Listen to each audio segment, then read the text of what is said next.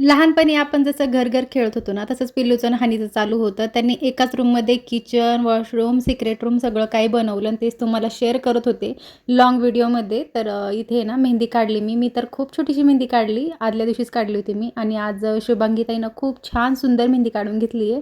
संध्याकाळची वेळ झाली स्वयंपाकाची, तर मी इथं बनवलं होतं घेवड्याची भाजी म्हणजे वालाची शेंग आणि वरण, भात आणि बाहेरनं भजी मागवली होती. हा आहे खजूरचा डबा ज्याच्यामध्ये आम्ही कढीपत्ता ठेवतो. तुम्ही पण असं करता का? मला कमेंट करून सांगा.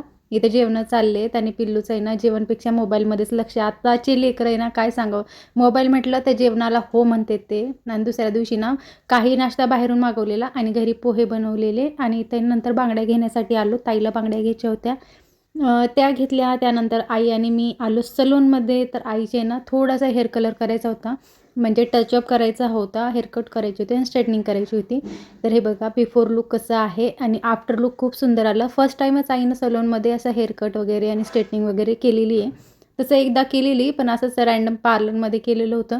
पण आता सलूनमध्ये व्यवस्थित करून घेतलं. खूप सुंदर दिसत होते आईचे केस. आज संडे असल्यामुळं गर्दी खूप होती सलूनमध्ये, त्यामुळे उशीर झाला आम्हाला यायला. चला मी आता पटकन रेडी होते आणि मी कशी रेडी वगैरे झाले ना, ते सगळं तुम्हाला नेक्स्ट व्हिडिओमध्ये शेअर करेल. बाय.